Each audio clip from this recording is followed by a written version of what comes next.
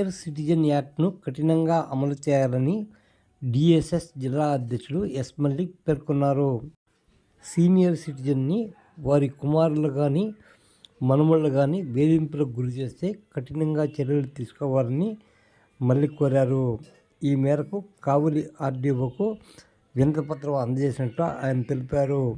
RDO కూడా స్పందించినట్లు వివరించారు.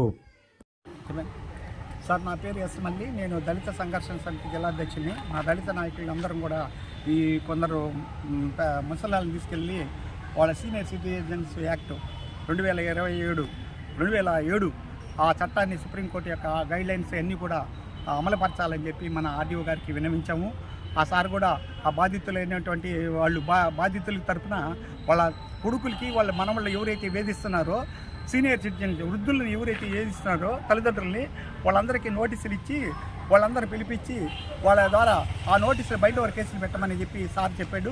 Bind over కేసులు పెట్టడమే కాదు, ఎవరన్నా ఇంక నుంచి కానీ వాళ్ళ జోలికి కానీ వస్తే కూడా సీనియర్ సిటిజన్స్ అంటే వృద్ధులు కానీ వాళ్ళ తల్లిదండ్రులు కానీ వాళ్ళ జోలికి కానీ వస్తే కఠిన చర్య తీసుకుంటామని చెప్పి మాకు సుప్రీంకోర్టు గైడ్లైన్స్ ఇచ్చింది. వాళ్ళ మాత్రం ఎట్టి పరిస్థితుల్లో నాన్ బెయిలబుల్ కేసులు కూడా పెట్టాల్సి వస్తుంది అని చెప్పి సార్ గారు చెప్పారు. అందరికీ కూడా అన్ని పోలీస్ స్టేషన్లకు కూడా సారు వ్యవసాయాలకి వాళ్ళకందరికీ చెప్పడం జరిగింది.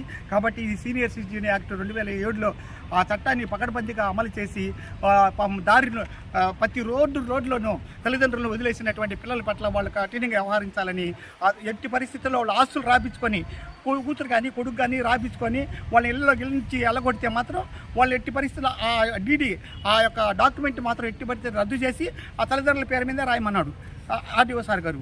ఎట్టి పరిస్థితుల్లో ఎంఆర్ఓ కూడా చెప్పారు. ఎంఆర్ఓలు కూడా ఆ డాక్యుమెంట్లన్నీ రద్దు చేసేయండి, కాబట్టి నేను సబ్ రిజిస్టర్గా చెప్తాను, ఆ సబ్ రిజిస్టర్ కూడా రద్దు చేసే హక్కు ఉందని చెప్పి చెప్పడం జరిగింది. కాబట్టి సీనియర్ సిటిజన్ యాక్ట్ యొక్క దాన్ని ఒక వృద్ధులకి పకడ్బందీగా అమలు చేయాలని చెప్పి చెప్పాము. ఇక్కడి నుంచి కూడా రోడ్ల పక్క నుంచి కానీ ఈ తల్లిదండ్రులు కానీ తిరిగితే మాత్రం వాళ్ళు ఎవరైతే వాళ్ళ తల్లిదండ్రులు కొడుకులు ఉంటారో వాళ్ళని కఠిన చర్య తీసుకుంటామని చెప్పారు.